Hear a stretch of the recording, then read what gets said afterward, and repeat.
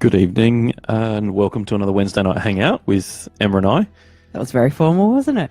Yeah, it was a little bit. I'm just going to muck about here a little bit, so hopefully everything's still okay.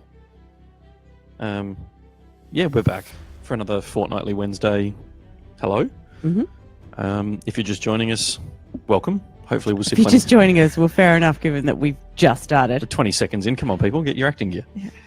We're going to be talking all things WATC tonight because we've had a bunch more questions in the last fortnight, particularly off the back of the podcast. And yeah, it seems like there's still a little bit of confusion and whatnot. And I don't blame you because... Not necessarily confusion. I just think that with somewhere between 108 and 120 players, a lot of whom have played in a group event, like team event like this before, there's going to be questions. Yeah, absolutely. And, you know, as 8th edition is still relatively new and we're still learning some of the intricacies and how it all meets together for a team event, we're uncovering some of the gaps in the players pack, and it's good feedback for us, but it's also great because it means we can pass that on to the ATC team and the committee there, and then potentially even the ETC for the international section of the events as well.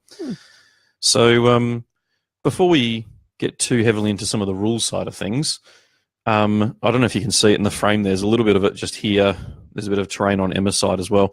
We've actually got 2 6x4 boards worth of terrain that were kindly donated to us by a local hobbyist, Troy Keeley. So I just wanted to take this opportunity to say thank you to him for basically giving us 2 new boards that you guys will get to play on at our events, which is awesome to have.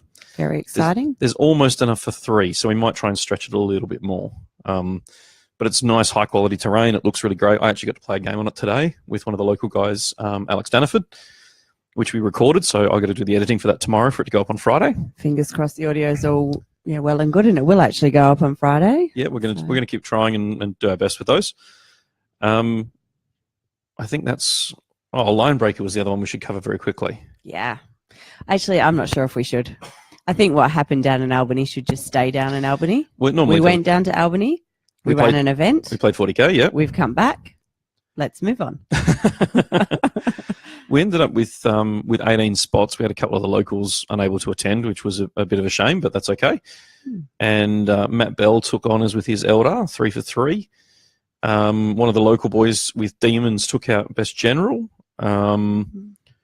Best Sport. He's such a shy and retiring gamer as well, so it was really the confidence boost that he needed. Yeah, Mark definitely was the quiet type after his Homebrew Absinthe episode. Well, he was the quiet type before the Homebrew, so after it was... That's true. One of the locals took out Best Sport, John Gill. So congratulations to John. And then I think last year he took out Best Painted, didn't he? He might have, yeah. Well, he was 3rd for Painted this year behind... there are only 3 who got votes now. Safa, Steve Moritz, one of the locals in Perth here, won painting this year with his Adeptus Mechanicus, which lit up and made noises and all sorts of fanciness. It was very cool. I don't know if you saw, I tried to do a couple of videos, but the Wi-Fi down there was just not necessarily brilliant. No, not at all. But yeah, the things that army did was really amazing. And I don't think I managed to capture them in the videos. But if you saw it and you saw the good parts, now imagine things that were even better that you didn't get to see. Well, we might have to try and get Steve to come around with the army where we can set up the camera and record it all properly so you can hear it and see it, which is kind of cool. There's a lot of thumbs there. Thanks, guys. Welcome everyone. So lovely looking army. Great weekend. Went down Friday night, back on Sunday afternoon. 4-hour drive from our end of the world. A bit over 5 from the guys in Ellenbrook. Really lovely weekend, like fantastic weekend. Except it was freezing. It was so cold. I thought I was going to lose fingers or toes or something. Well, I'm glad you went fingers and toes there. It was cold. Wasn't that cold, people. She was wearing thermals. The rest of us wearing shorts and t-shirts. Anyway. So let's start talking WATC then, because we've had a few questions come through. Primarily, the biggest question that we've had so far is around the faction and the faction keywords. And it's probably... What does that actually mean as far as the team army lists go? Yeah, look, and it's... Again, we've tried to put it into the players pack as best we could, but clearly there's room for improvement for that, which is fine. And what we're essentially looking for is that each faction keyword is only used once when generating an army. Now, there's a little bit of overlap here, so let's break this down. if you are wanting to run a Genestealer Cult army for one of your players and a Tyranid army for one of your players, that is completely fine. Because the Tyranid army has the Tyranid keyword, faction keyword, I should add, not normal keyword, faction keyword. The Genestealer Cult also has that. However, there's still two distinct codexes. And the best way I can describe it is all the index entries that you have, each one of those is essentially going to be a separate codex at some point. So all of those are going to count as individual selections for your team. Now, there's something that we have been throwing around at the ATC level of the event, which we're not going to be doing for this event purely because it's so close, and I don't want to start making arbitrary changes that may impact the team format, and that's around demons. Now, the demons actually... Just wondering, if we're not doing this, why are you bringing it up? Because there's 16 players who've gone to ATC who I've just finished telling all this stuff to that it's going to happen, and they're obviously going to start talking to the community. So everything he's about to tell you, you can't do for this coming event. You can do. Just let me explain. Okay. So demons appear in 4 different books. They appear in the Chaos Space Marines, the Thousand Suns, the Death Guard, and then obviously the Chaos Demons book. All of them have the demon faction keyword. Now, on paper, that means that if one team uses demons from the Chaos Space Marine book in their standard army, no one else can use them. And that obviously creates some... oh, don't do that. Oh, wow, that didn't work. Sorry. I thought I'd try and get to the comments because I can't see them on the screen. Hang on.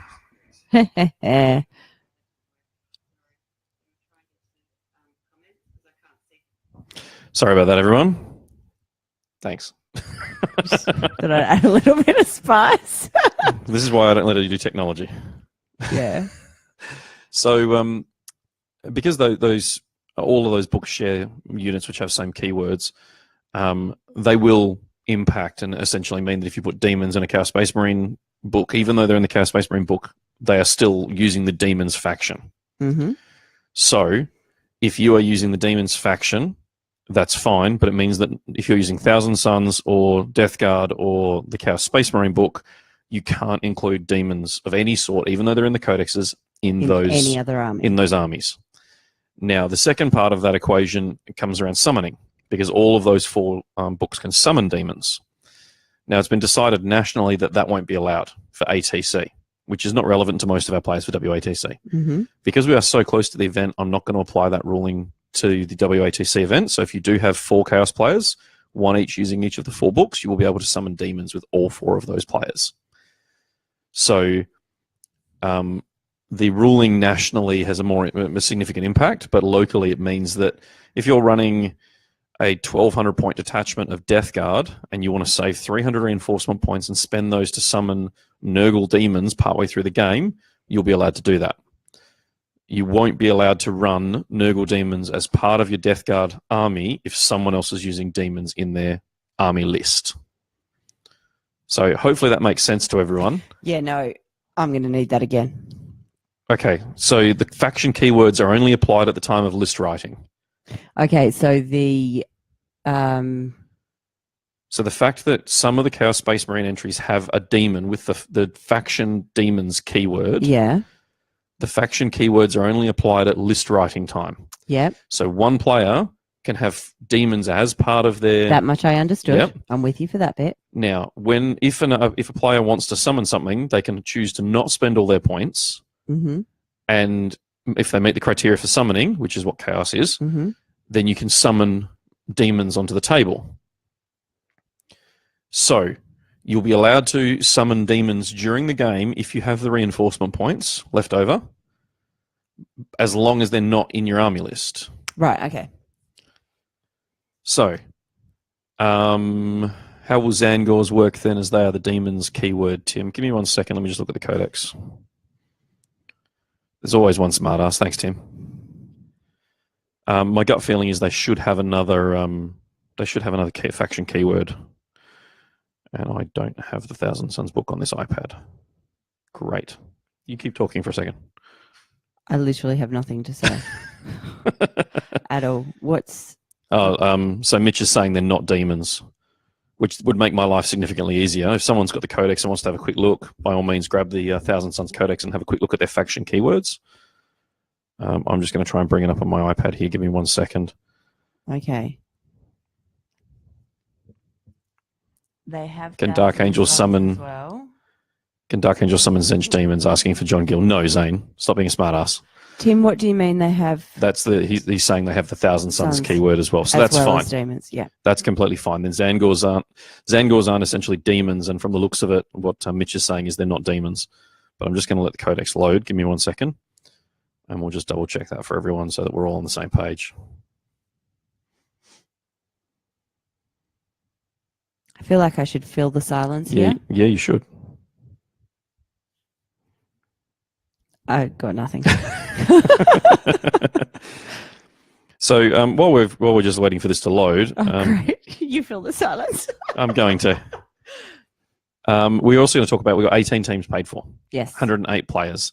That already has constituted some significant hurdles for us logistically, and we've been talking to a hire company to try and get more trestle tables. If anyone, and I'm looking at you Zane, specifically because I know you're here, at least nearby. If anyone has the ability to tow a trailer or has a van or a ute help us get that some. might be able to come around and help us out in carrying some extra trestle tables to the event on the day and then bringing them back, that would be amazing, because right now we're going to struggle to do 108 with the trestles that we have. We'll do it, but it'll be a close run thing. And we want to put 2 extra teams in because 2 of the teams have missed out. They're waiting and on standby, but we're going to have to hire trestle tables. And to do that, obviously, we need to transport them. So if anyone has the ability to come down to our house very, very early on Sunday morning and help us, or even come and get them Saturday and bring them with them Sunday morning, then get in touch and let us know, because that will certainly help not only us, but all the other players. It does also mean that we would like somebody to help us get them back from the event Absolutely. as well. So just on the Zangor there, Tim, their faction keywords are Chaos, Zench, Heretic Astartes. There we go. Zane's definitely available. I really appreciate that, John. Thanks, John. Yeah, so no, you've because the faction, they do have the demon keyword, Tim, but they don't have the faction keyword demon, so they're completely fine. They're going to use the Thousand Suns faction keyword because that's everything that's in the codex, so that'll be completely fine. Mitch has asked, search and destroy locked to the right corner, or can you pick quarters? So he's being a smartass. Thanks very much, Mitch. That's such a shock. That's off the reference to a question that we were having as part of the ATC, because the search and destroy mission specifies quarters. Mm-hmm. The map is actually very specific in who gets what quarter. Okay. So from memory, it's the bottom, if you're looking at the table, it's the bottom right and the top left. Yes. And most players, myself included, basically when we roll to select the quarter, we take whichever quarter we like, and then our opponent takes the opposite. Yeah. But the map is very specific in that it's the bottom right and the top left, or the other way around. I forget which. Yeah. We're going to play it like we have done for as long as I can remember, in that it's not specific. Pick a quarter and your opponent gets the opposite. I know that one of the boys from ATC posted a question to the rules writers for Games Workshop on their community page, and that was the answer they gave. And while that's obviously not official, I'm going to take that as it supports my understanding of what we've been playing. So yeah, we're going to be playing that as pick a quarter, and then your opponent picks a quarter. Sure. Pretty straightforward. I'm going to try and not cough into the microphone because I think that'll ruin everyone's ears.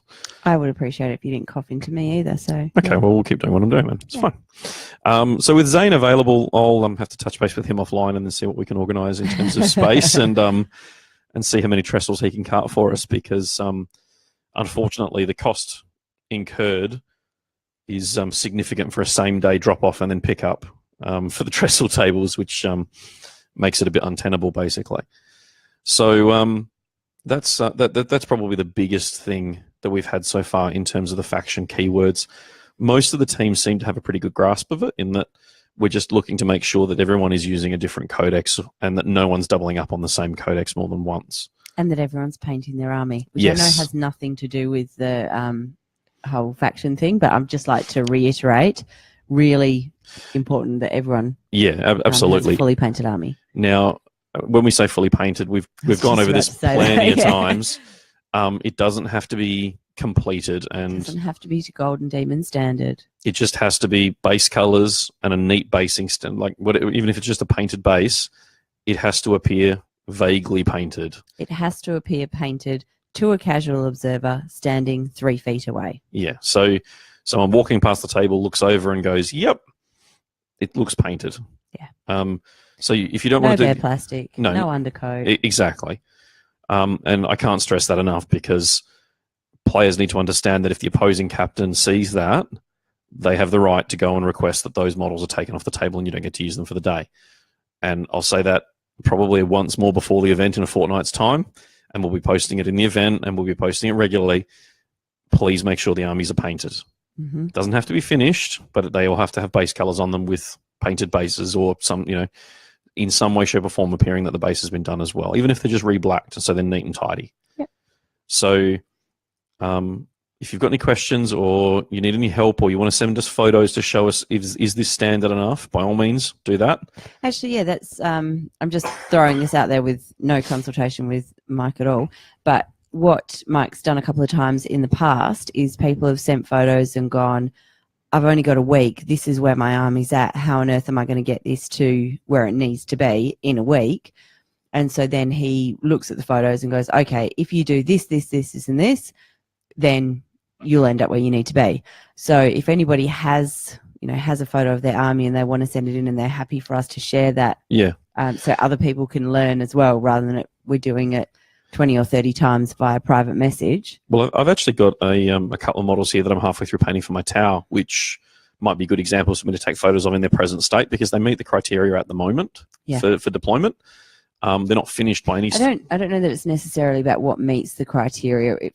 In my mind, I'm thinking about how do I get it to that minimum standard Oh, look, absolutely. as quickly as possible. More than happy to share. There are certainly tips and tricks to get there faster. And look, if you head into one of the Games Workshop stores in Perth, I'm sure that if you spoke to them and said, "Hey guys, I've got to get this." Games Workshop stores in Perth, he means any of the Games Workshop stores in Western Australia.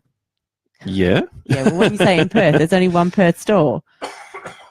Well, yeah, she's right. If you head into any one of the 5 Games Workshop stores in and around the Perth metropolitan area, all the guys and girls that work there are amazing. Yeah. I'm sure that if you go to them and go, "Hey, I need to get this army to minimum standard 1,500 points for WATC," they will be able to help you achieve that result, or at least give you some direction as to what you can do quickly and easily. Maybe find out whether they're playing WATC, because they might be wanting to kind of give you tips so that they can get your models taken off the table.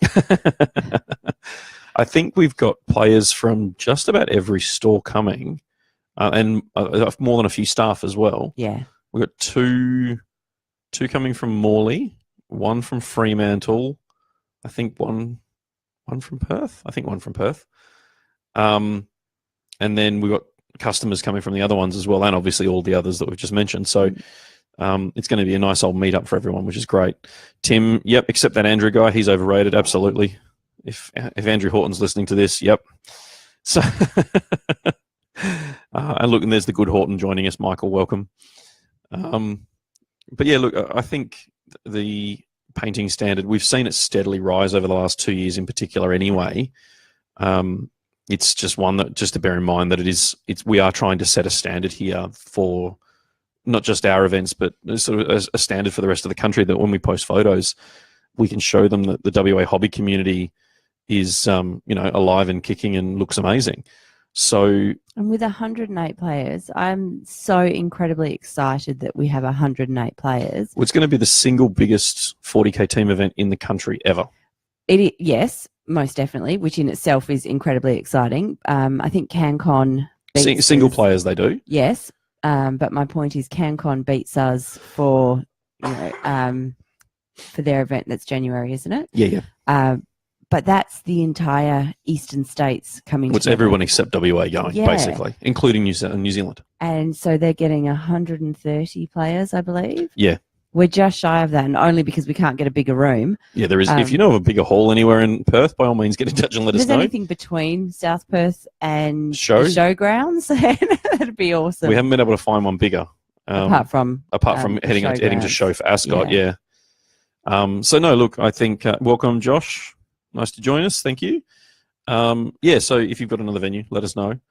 But having 108 or potentially 120 once Zane agrees to help us. And Gilly. And Gilly, yeah. Jai's volunteered him, which I think is only fair. It's going to be a massive day. It's going to be absolutely full on. We've extended our booking for the hall to try and make sure that we can set up and pack up in time. We even inquired about having the hall the night before, but unfortunately that's not possible. So it's booked out till 12:30, and we're not going at 1 a.m. to start setting up. So 6 is early enough. Yeah, well, 6 is as early as they'll let us in there. Yeah. So uni halls, okay. Yeah, look, Zane, that's probably not a bad idea. If I mean, this one's just over 400 square meters, and we're gonna be cozy. Part of the hurdle that we also face is how many trestle tables they have available. So if a uni hall has 550 square meters but only 10 trestle tables, we're kind of stuffed. Anyway, problem for another day. Yeah, absolutely. So yeah, look, I think it's going to be a very full-on but exciting day for everyone. We've got 2 teams coming up from Bunbury to play, which is pretty cool, and a 3rd team that missed out, sadly. Yeah. So we've got 12 guys. One of them's from Melbourne, actually. He's flying back over to play for the Bunbury team, which is really cool. A bunch of the locals and a few names I don't recognise as well, which is always awesome to have new guys playing.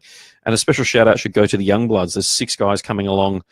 I think the oldest is 15 or 16. The youngest, I think, is 10.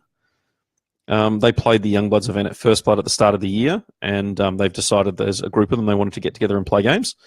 So it'll be very exciting for them because they're going to be jumping into the big pond feet first, and it'll be a sink or swim day, I guess. So exciting's an interesting choice of words. I'm really excited for them. Like they're going to. I'm excited. Yeah, I'm excited for them, but I can imagine somewhat overwhelming walking into a room. Yeah, look, I full. mean, for a 10 to 12-year-old kid stood facing a 20-something-year-old guy playing the same game, like they've got a common point of interest, but like they're going to have to be pretty gutsy to be able to do that and play a game against an adult. So full props to them. Like being up for that is pretty amazing.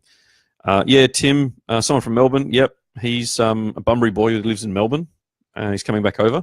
We even had inquiries from the East Coast to bring teams for next year. They wanted to bring a couple of teams. Well, they wanted to bring a couple of teams this year. There was talk of it, but there's no room. So we're now expecting the very distinct possibility next year of having East Coast teams come over and participate. They did I think the Overwatch Gaming boys have just done their team event for the year. Teams of 4, and I think they've got 15 teams or 14 teams. So, you know, it's about 60-something players, which is awesome. Always, those sorts of events are always good fun. I think they played that over 2 days, though. And we're kind of at, you know, looking at doing something similar for WATC as well. And we might have to tip it over to 2 days because at 20 teams, it's very possible to be at the end of this event and have 2 teams tied on 4 wins or 2 teams tied on 3 wins and a draw, and have to do a count back on battle points. So every battle point is going to matter this year because winning 4 rounds isn't enough like it has been in previous years. Hey guys, you're doing Josh, first round. The young boys are awesome. You're right. Good point. Hard to play one game, let alone 4 in a row. Yep, that is 100% true. Hey guys, you're doing first round grudge matches this year from Tom. We hadn't had anyone request it. I'm not adverse to it for the first round, but to be fair, with 18 teams, I actually think you know, the first round's not that big a deal. The Swiss matchups following that for the other 3 rounds are more important. So within reason, as long as both teams agree, I don't have any problem with organising grudge matches for round 1. I may, purely because it involves having to muck around with software and I don't know how to do that. So, yeah, we'll see. Scott, so would it still be called WATC with interstate teams? Absolutely. It's still the WA team challenge. It's still for the WA title for the teams. I've been trying to come up with other ideas that we could have if we do have it grow to that point next year. I really like the idea of getting wrestling-style belts made for the winners so that you get like a wrestling-style championship belt. You watch how many people think that's a brilliant idea. I will bet money that gets a hail of thumbs up and people saying, yes, we want wrestling championship belts. Just wait for it. I'm not organising. Shut up, Tim. No one listening to you. Winning 4 rounds will be enough. No. Watch, see, here come all the thumbs. That's because you asked for them. Do you know what? I'm happy to get cranky faces right now. You know how normally I'm upset if I get to see a cranky face and I don't know why? You give me some cranky faces. See, it is amazing. It is amazing. No, so... Oh, thank you. I must admit there's a bit of novelty happening here when you do see all the little thumbs and things swing across the screen. So, yeah, look, I really do like see, he wants a wrestling championship belt. Thanks, Pete, on my side as well. Perhaps you could join wrestling. Winning 4 games will be enough. Did we cover that? It won't be enough. There's every possibility that you will have two teams on 4 wins just due to the way the matchups. It's unlikely, but it is possible. Certainly possible. So yeah, look, I think it's going to be a day where every point's going to matter, and yeah, you've got a very limited time, and it's going to be a hard dice down at time called. It's going to have to be for us to keep on track for the day. So when the dice down is called at the time limit, be prepared to stop whatever it is you're doing mid-turn and call it. If you're going to start a new turn and you've got less than about 15 minutes and both players don't agree that they can get it done, don't start it. The other thing we're going to be doing this year for this, I'm doing this by myself. I'm playing. Michael's playing, and I've rearranged things so that he can play, but that means that I'm TOing this whole event, 108 or 120 people, by myself. If you don't put your dice down when I call dice down, it basically affects every other person in that room. We have to be out by a certain time. We're on a strict time schedule, and I'll get really cranky. And then I'll have to deal with that for the rest of that night. Or longer, because I can really hold a grudge. So if you can I will make sure that throughout the day I'm giving you updates for, how long you've got left, counting it down for you. We will attempt to have a timer, but that hasn't worked for the last couple of events because of technology on their part, not ours. As you was about to say, we're going to head up to South Perth and actually try and work through some of those technical issues so that we can make sure there's a timer up on screen. But yeah, I'll be making sure that you know all of these things. It is in the players pack what time all the rounds are supposed to finish. So stick to the time limit. Yeah. As Mike said, 15 minutes beforehand, if you're getting ready to start a new turn and you don't think you're able, don't do it. Yeah, talk with your opponents, be open about it. The other thing we're also going to be recording on the score sheets, which is going to be slightly amended from last year's, is we're going to be asking you to tell us how many turns you played. So part of that is so that we can keep an eye on whether 2 hours and 1,500 points is a good number, whether we need to look at increasing the time or decrease the points to try and make that work. I feel like 1,500 points and 2 hours is a suitable amount of time to get at least 5 turns played, but we want games to finish naturally if we can. I don't believe, John, that there's a penalty listed in the players pack for falling short of turn 4, but certainly post-event, what the outcome is on average for how many turns was finished will impact future events. So my suggestion is play it fast and practice now, because the faster you are, the more likely we are to maintain the points values and maintain the times. If we see players only getting to turn 2 or turn 3 in 2 hours at 1,500 points, then we have to start saying, well, playing for 2 hours and 45 minutes at 2,250 points like we do at Masters clearly isn't going to work. So we then have to start at winding back the time or decreasing the amount of games. And I don't really want to do either of those. So, yeah, it's really important that everyone practices and knows what's going on. And we do get 4 or 5 turns ideally at least and have games finished naturally if we can. I want to come back to that concept of practicing, but just... yeah, Richard's comment is it one belt to wrap around all 6 team members or 6 individual belts? It's one belt to wrap around 6 team members. I think we'd get more leather. We get less leather for 6 teams than one big belt. Yeah, no, definitely one belt, and you can all walk around for the rest of the event wearing it. I think that's brilliant. Oh, there's so many things I could say, and I'm not going to because we're live. Josh, thank you very much. That's lovely. Oh, thanks, Josh. Yeah, much appreciated. Do really appreciate that. And now back to my serious point. Yeah. About practice. I highly recommend practicing against armies that you think you're going to lose against, because, and I do have a point here, one of the things that I notice for some players is that when they're playing and they think it's going to go a certain way and it starts to go not necessarily how they would like it to go, or not necessarily how they had foreseen that it would be going, they tend to lose their ability to be able to concentrate and think, and then that really affects the outcome of the game. So one particular turn doesn't go well. Oh yeah, now who's pressing the wrong button? Well, there's comments coming up that aren't coming up. You got to press the button and scroll. I'm trying to get to press the button and scroll. Press the button over there. I see now it's not.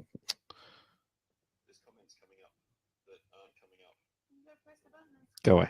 There we go. All right. All right, I'll have to scroll on the screen then. That's a plan.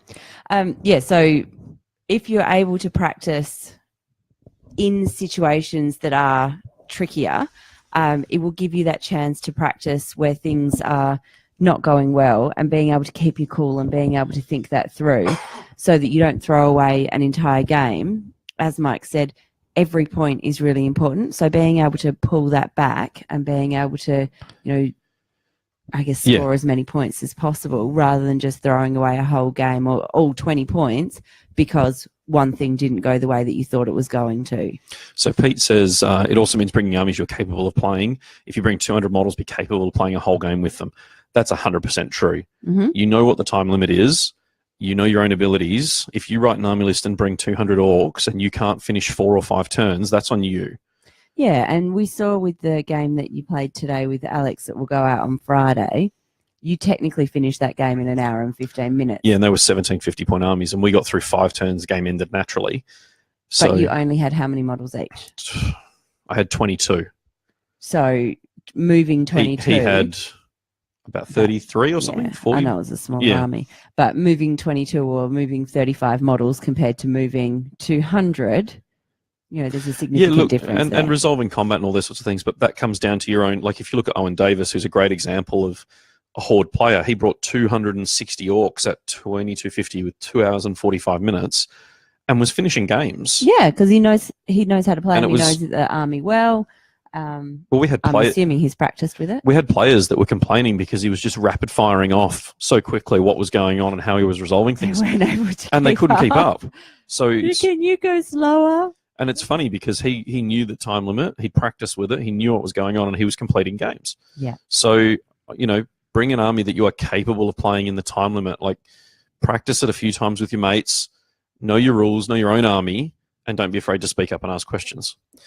Mike Horton says, should you talk about what would happen if and agree upon and adjust points, or stop there and then add and then add them up? If the game, if you've got 10 minutes to go, you've finished 4 turns, you don't think you'll finish turn 5, don't make it up. Score it as if the game ends, then the game ends. Then don't just make it up. Alan agrees with bringing an army you're capable of playing with. Scott, have you seen the ITC death clock options? Generally very stupid, but there are 1 or 2 good ideas for timekeeping. Yes, I have. I'm not convinced that adding death clocks arbitrarily is a good idea for 40k. There's so many interactions that cross over between players that it's going to create conflict artificially just by being there. I think if there's a player that is deliberately slow playing or is perceived to be deliberately slow playing constantly, then we've got a couple of chess clocks here that we might actually start timing their games. But in all honesty, I think most players are far more likely to be overwhelmed and I suppose not used to playing under pressure than actually arbitrarily trying to slow play an opponent. I don't think there's too many players out there who would certainly none be back in our environment and we wouldn't have heard of before. So I think for the most part, the death clock options are something that will be reviewed later in the year, but certainly it would have to be a pretty severe case of, getting to, taking an hour and a half to finish your first turn and having a 2-hour game only hit turn 1. Then we'd start looking at going, hang on, what the hell's going on here? Yeah.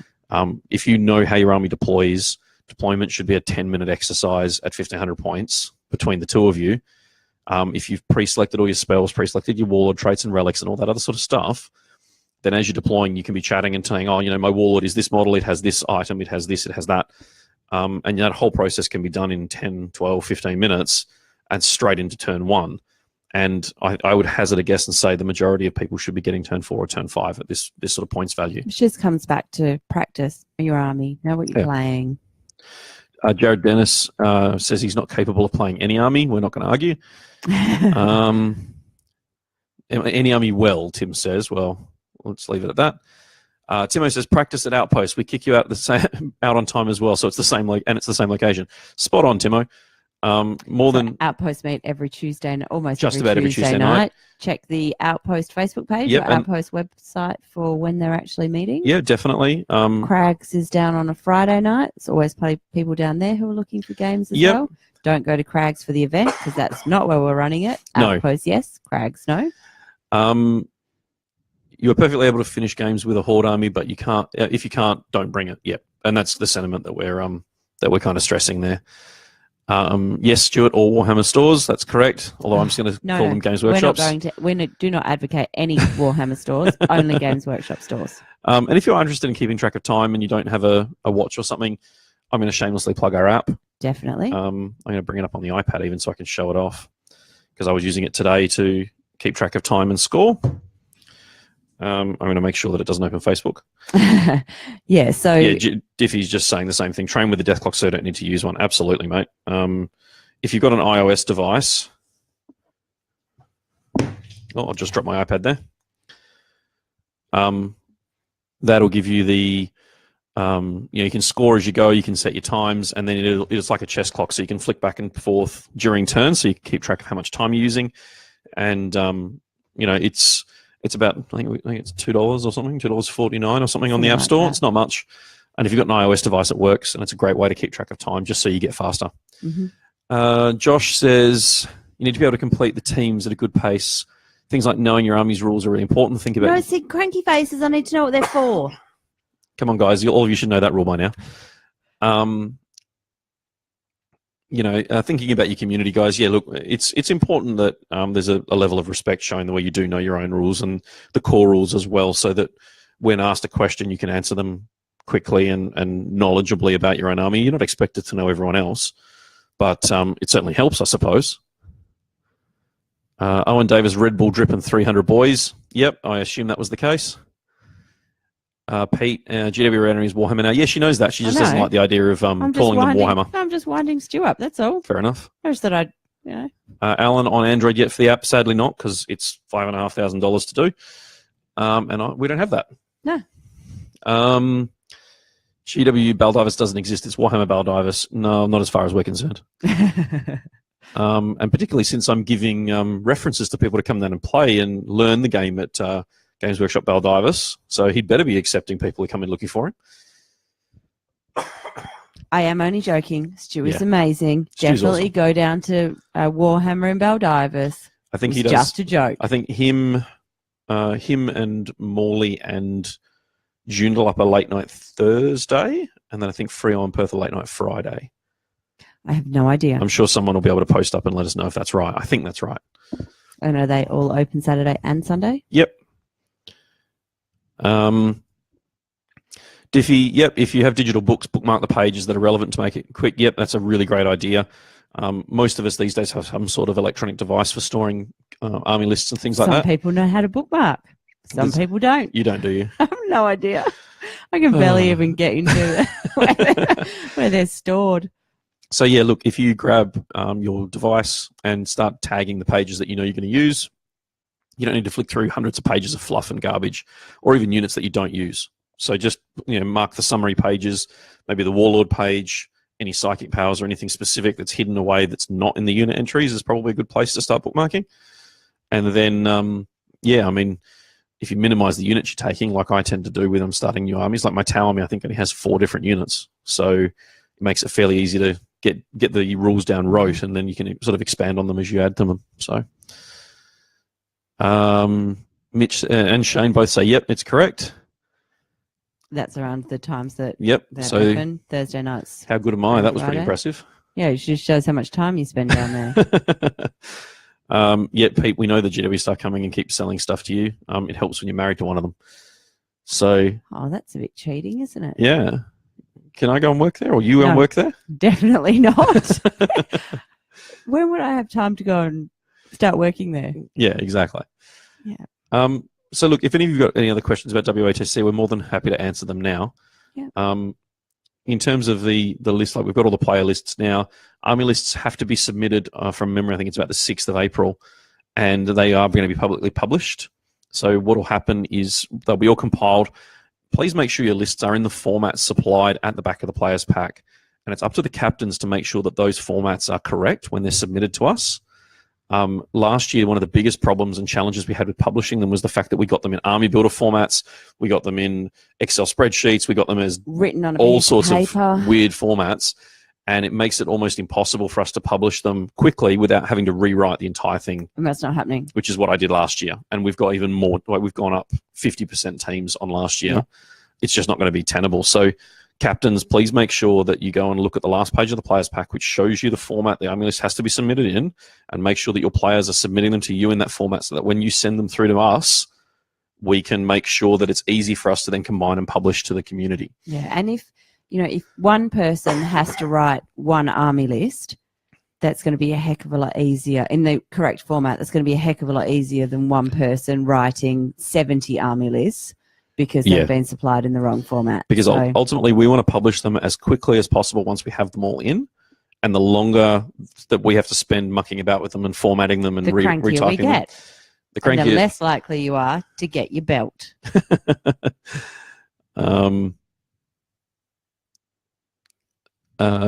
Josh asks, how do teams work in this event season? This is a one-off team event, Josh, so there's no necessary team season for them. I know there's a few of the guys forming sort of semi-formal teams to kind of get together and play throughout the year. Even though they're playing solo, they're kind of they're in organised groups, which is kind of cool. Tim says, I hate paperwork. Well, you shouldn't have become captain.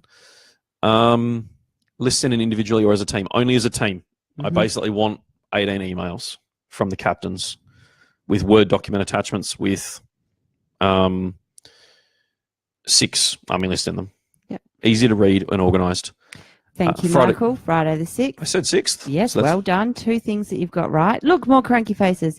Travis, no, you don't have to link players to the army list. It's a good question. It is a good question, and I knew the answer. So technically speaking, this actual rule came about at ETC and ATC level because you're allowed a 9th non-playing captain. Or in our case, it would be a 7th non-playing captain. Yep. Now, I've deliberately not put that in the event format for WATC because we've got enough people in the room already. We don't need more. This is true. Spectators are still welcome. Of course. Providing you're skinny and can fit through the little gaps. I don't think you're allowed to say that. Sorry, I shouldn't put a scale next to the door. Jesus Christ, woman. If you can't fit through this gap, you can't. Emma, shut up. I'm just kidding. Jesus. I'm just joking. Okay. No, so when you submit the army lists, most of the time people's habits will be to put their name to an army list, and I very, very much suspect that most people won't change them. But the reason that was added in at a higher level was essentially it meant that if someone was sick or hungover or injured or unable to play for whatever reason, it meant that the captain could step in and play that army list. Yep. So in theory, if you halfway through the event decided that you didn't want to play your Blood Angels and wanted to start playing your mate's Tyranids, and he's happy with that swap, you guys can do that. I don't necessarily see too many advantages to doing that, but if I'm honest. But it is completely possible to do that. So when you write the army lists down, what you should be doing is submitting them with a name attached to them that is the player who is going to use that army list first. So as an example, Travis, if you're using demons, and your wallet is demons. So you go, cool, name Travis Kirk demons. If you then game 2 or game 3 decide, no, I want to play something else, and you swap with someone else on your team, that's fine.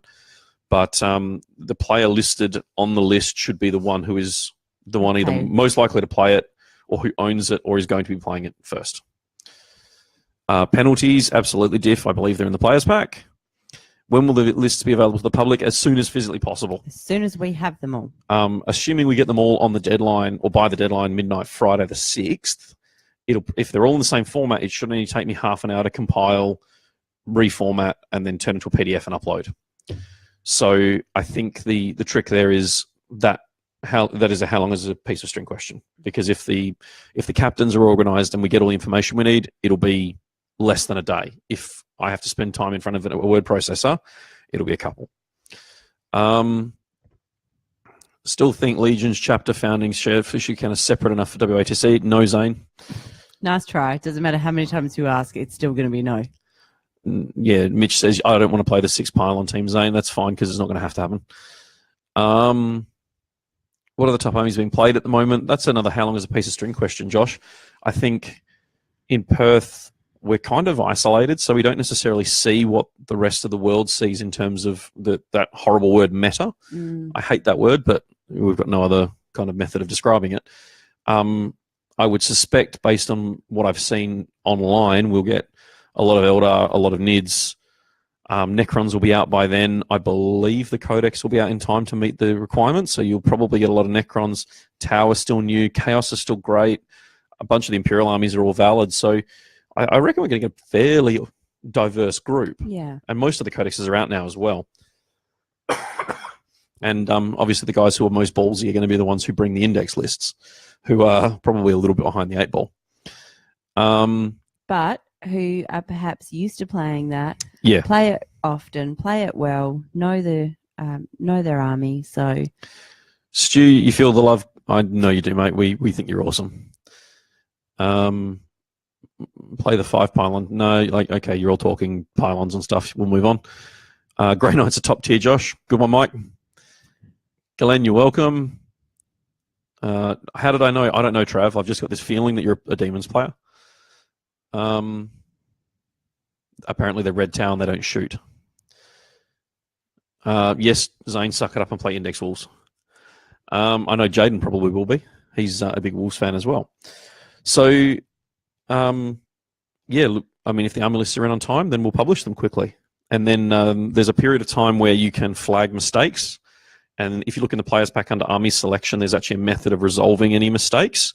It's really important when you put stuff down in your army list. If you have multiple options that are all 0-point weapon changes, for example, if you don't list what weapon it is, even if it's 0 points, and you don't list it, you will be required to use whatever the codex says is the default option. Mm-hmm. So we had a situation a couple of years ago where there was a 0-point option for a Storm Raven, and I don't think that's the case anymore. But or a Land Raider is another great example. There's a few 0-point weapon swaps there.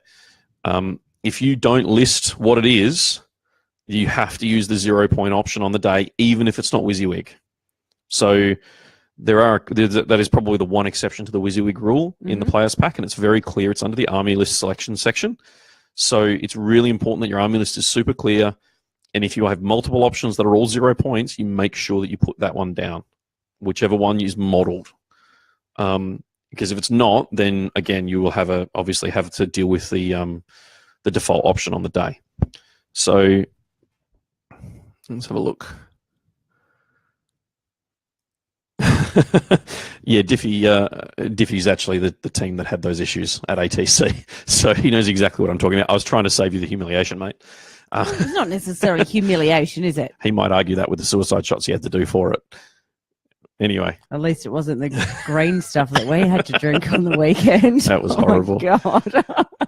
That's Albany hospitality. Here's the moonshine, boys. Yeah, so it is important to make sure the army lists are right, double check them, and then obviously once the captains have them, if they're not in the right format, give them back to the players. Don't do the work yourselves. Similarly, don't send the work to us. Yeah. Because getting grudge matches and stuff round one will be far less likely if we have to spend time typing these army lists up. Yeah, we'll be creating our own grudge match. So yeah, put the list together, double check them. It's always good to, once you've got the document together, to send it back around to the rest of the players a couple of days out and let everyone check them. Yeah. Then once we've got them and compiled them or published them, we will not be checking them. Once they're compiled, they will then go out into the public, where I think it's specified in the players pack it's a week, where we can make 0-point changes. And like I say, there's a process in the players pack under the army selection section that'll explain exactly how that process works. Mm-hmm. It's up to the captains to flag any issues, which will be opening up a captain's council secret group very shortly so that those can all be discussed. And then once those are finalized, we'll then republish the document with any changes that have needed to be made. And you'll generally have that hopefully within a week of the initial submission. So you should have about 2 weeks to go over army lists and prepare for the event. Some people, when I say prepare for the event, will be, hey, did you know the army lists are out? No, I didn't. Does it matter? No. And that'll be the sum total of their preparation. Others will... completely fine, depending on what the reasons are that you're going to the event and what you're hoping to achieve at the event. Absolutely. There'll be a good third half of the field that will go through them with a fine-tooth comb and try and figure out what the combos are. And I imagine there'll be a lot of Excel spreadsheets and there'll be a lot of very secret player chats that are going on, going, oh my God, did you see this combo? Or have you seen that? Or, there'll be a lot of that sits in the background as well. So they're always fun conversations to have. And I've got a couple of them running for ATC at the moment because we're obviously organising ATC for 2018 here at Show in September. and to basically keep tabs on what's going on for the WA team and then for the mercenaries that we're organising as well. I've got these 2 chats that I've had to mute because they ping repeatedly at all hours of the day and night. Mm-hmm. And it was waking us up, and it was going crazy at one point there. So they've all kind of petered off now, and now I've got the individual, the team that I'm on is now pinging fairly regularly, which is great.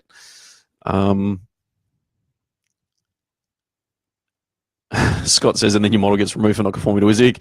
I thought of that. It's in the players pack, and says that no, that's the one thing that you don't have to worry about. Suicide shots not allowed like we used to. Yep, Diff. I'm sure that the time and experience might question that these days.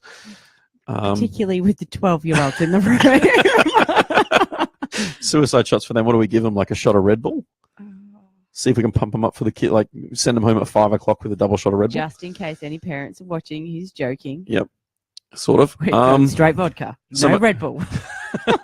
So much work for Alex. Yep, he's going to have fun with that, I'm sure. Timo, no, we didn't get to Lime Burners, sadly, in Albany. Although we do have an Albany team coming up. I did attempt to go to Lime Burners. Oh, no, we don't have an Albany team coming up. I'm sure that Sam I can convince to bring some stuff up for us. Oh, no, we've got Gilly. Gilly, if you're still watching this, I'll send you a PM, man. Secret Squirrel Business, absolutely. Josh, if I wanted to use Imperial and Space Marine tanks list, is that possible? Yes, it is. However, what you're going to be doing there is using, I'm assuming you're referring to Imperial Guard. And Knight, Diffie, I'll speak to you later in the week, mate, about ATC. So if I wanted to use Imperial Guard and Space Marine tanks, yes, you can. It just means that no one else can use Imperial Guard or Space Marine codexes. So it's part of the team process. If you go and grab the players pack, Josh, it's on the website. It'll explain kind of some of the limitations there. So it's basically a way of making sure that you don't end up with 6 Elder armies that are identical or 3 Pylon Necron armies that are identical that turn up. JD, Alex. So we want to make sure that each of the players has different codexes and it's a different and diverse team. So every time you use a codex, someone else loses out. Great point on where you're going, Emma. Thanks, Todd. What are the dates for ATC and show this year, Shane? 22nd to 24th of September is show. Right. ATC is happening on the Saturday, Sunday. Which is 22nd and 23rd. And in terms of that, Shane, we've probably got to touch base with you and the GW boys in the next sort of week or so anyway to discuss what's going on with that and give you guys some heads up. So we'll take that offline. John Gill, can do. Awesome, man. I will be in touch. Thank you very much. It's one we've always tried to go to and we never kind of make it there.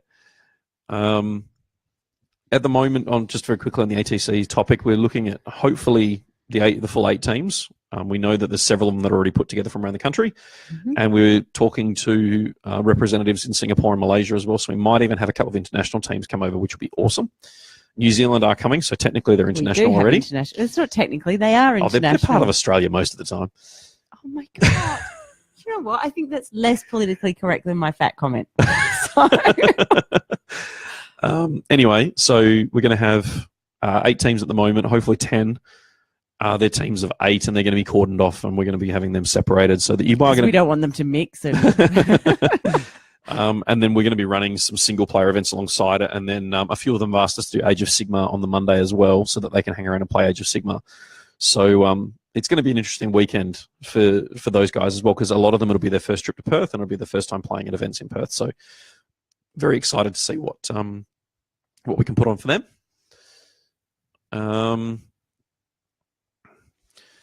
Look, I think we've been here an hour now, and unless anyone else has got any other comments, we might be wrapping it up in the next minute or two, I think. We did do a podcast. Was it the last one? It's one before the last one. Yeah, one before the last one, which was all around team events, and we do cover some of this kind of stuff in that podcast. So if you haven't listened to it might be a good idea to and make sure you watch the video YouTube matchup. For how to do the matchup. It's listed as the 2017 matchup process. I've actually got to go in and edit the title for it because it is just the matchup process. That it has not changed between 2017 and 2018. There is a link to that in the show notes of that podcast. Mm-hmm. And if you go to our YouTube channel, it's easy enough to find in the YouTube channel as well. Yep. If you do decide to go down the road of making tokens and stuff for your army, that's awesome. I've been trying to figure out the best way of doing it so we can provide some, but having a backup plan and knowing how you're going to do it on the day is an easy way of doing it without our intervention. So if you, Because the chance of us actually getting to do that are so incredibly slim. It's just not funny. well, otherwise they'll be playing on Planet Bowling Ball. So what do you want? Terrain or tokens? So yeah, how you're going to do that matchup process is something the captains actually need to think about. How are you going to achieve it on the day? Mm-hmm. We've done it in the past where you just use lists and you put them print them out and put them face down and kind of do that sort of thing. That works at a pinch. Yeah. But just 6 slips of paper with the names on them. names on them works nice and easily. So The army faction names rather than the players' yeah. names. So it's probably worth just thinking about that now as well, because it is a factor in the day. It'll speed the day up if you can do the matchup process quickly. No, Josh. Any idea on the Age of Sigmar event? A little bit off topic, but yeah, Shane, we've got some ideas at the moment. We'll probably talk to you offline on that, because we really want to have the Age of Sigmar community active in what that event looks like. Mm-hmm. So we'll talk to you probably in the next few days or in the next week or so. Yeah, well, our plan was to sort some of that stuff out last week, but yeah, the trip to Albany kind of interfered with that. And we've had a few things that have cropped up that kept us busy this week, so it'll probably be next week. Yeah. By the time we make that out there. Alan 1v1 me, Mike. Oh, maybe. We'll see. If you're good enough to keep up with us, we might end up having to play Alan. What? He knows it's fine. He's just chicken, that's all. Mm. Well, he's playing Tyranids. They're kind of like big chickens. They are. All right. I think we've probably covered it for tonight. We're probably going to do another conversation around this in a fortnight, just because there are a lot of new people who are attending the event who haven't attended one of our events before and who haven't attended a team event before. So I think that as we get closer, we should probably have more people coming up with different questions, and it's always useful to kind of learn from each other. Yeah, definitely. And I think because we're getting codexes so quickly at the moment, what will and won't be allowed is probably a factor as well. I mean, we know that the we know that the new Armature, Warmonger, Warlord, Titany things, I forget what the real name for them, they're out this weekend with the data sheets. They've already been previewed online from Forgebane. And then the following week, we know the Necron book is dropping, which I think will sneak into the schedule for WATC. Can have a quick look at the date now.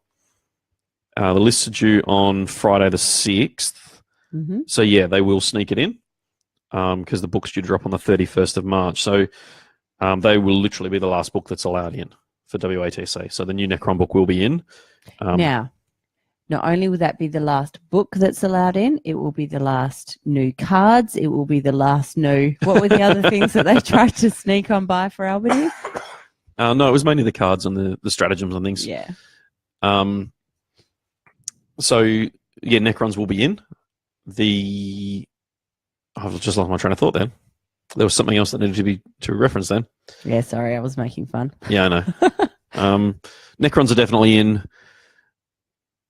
Oh, God, that's going to haunt me. Now we're going to cancel this and I'm going to stop and go, oh, that was what I needed to tell everyone. How important do you think it was? Reasonably, because it was something that I thought of and went, oh, I must tell them that. Necrons is the last book that's being allowed. Oh, FAQ. Thanks for that. No problem. From what I'm hearing, the March updated FAQ is going to happen post Adepticon. Now, I believe Adepticon is this weekend. I could be wrong. It might be next weekend, but I'm 99% sure it's this weekend.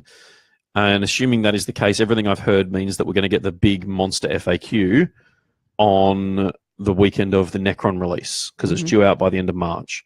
So that FAQ will be enforced as part of the WATC. Now, the Necron Codex, we should get an FAQ for that 2 weeks post-release. And again, those will be enforced because they will be the latest rules, and we know they're coming. Anything that's ambiguous in the short term, get your captain to compile a list and send them through, and then I'll go and see what I can find out. And I will rule them basically as they appear.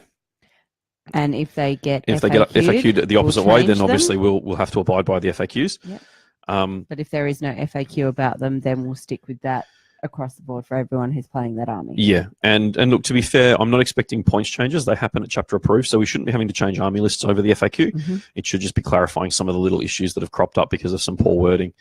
And we've got a few of those for the Tau books at the moment. So, what will we do if the FAQ does change points? no, they've said it won't. The only Okay. points changes are going to happen once a year at chapter approved. So Right. that's Just not an because you issue. said shouldn't, I'm thinking, oh well, if it does, Oh, look, I'm not expecting it to. Mm. If and when that happens, then I suppose we'll cross that bridge. But like I say, based on the information we have at the moment, points won't be changing. good. So army lists shouldn't need to be changed. Yes, Alan, that's what I was trying to pull out of my brain. If the Necrons get FAQ'd, will that be active? And the March FAQ, yeah, we just covered that for Travis and Alan. Mhm. So yeah, the FAQ side of things, like I say, the March FAQ will definitely hit before the army list submission date, Mhm.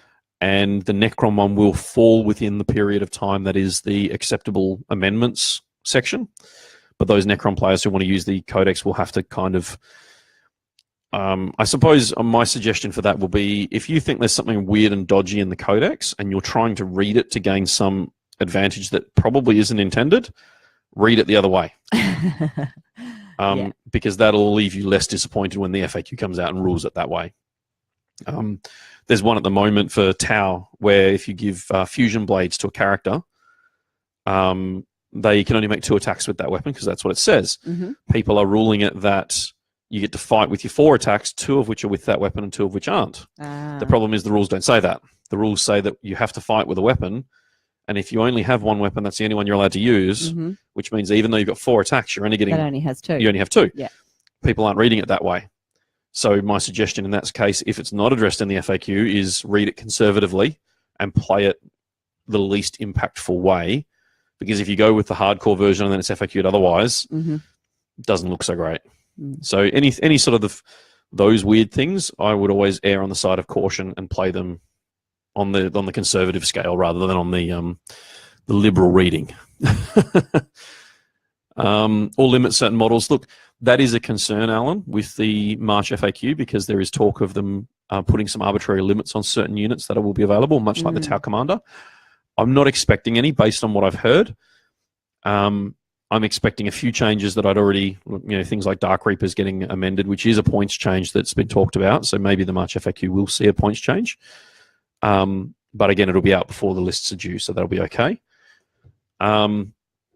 But no, all of the March FAQ stuff will be available prior to list submission, so there shouldn't be any issues for players there to update their lists in accordance with the It'll FAQ. just be the FAQ that comes out for Necrons. It'll just be the Necron FAQ, yeah. So it shouldn't affect anyone but the Necrons. Awesome. So maximum it should affect 18 people. I think 18 is a bit optimistic.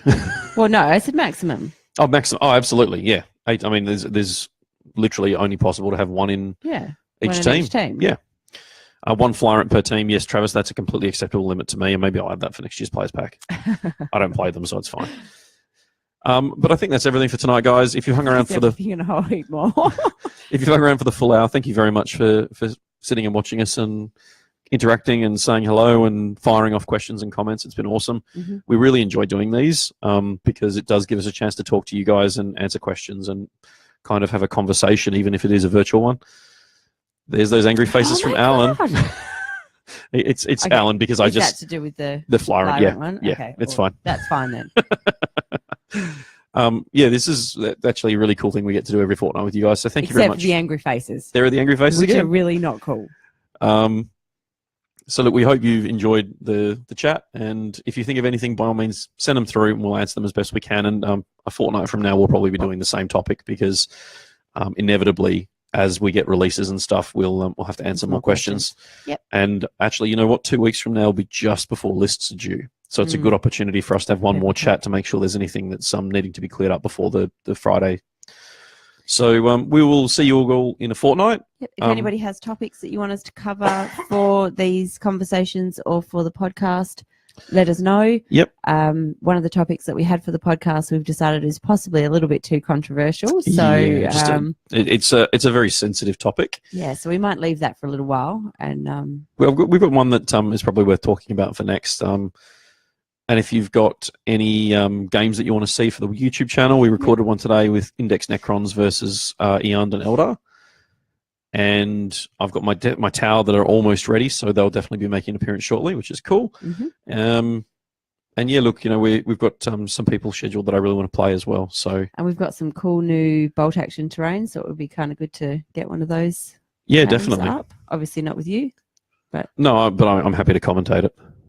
really, Yeah, absolutely. that little tank's powering at that one. I can talk Pew, the pew, lingo. pew. Honestly, giving female gamers a bad name since forever. I was actually giving you a bad name because you don't play bolt action. No, I've never admitted it. Like, I've never claimed otherwise. So how can you commentate a game that you don't play? I can read the bloody rulebook. Yeah. All Anyway. right. We'll continue our little argument after. All right, guys. Have a good night. Stay safe, and we'll see you in a fortnight. But check us out on all the social media until then. See you later.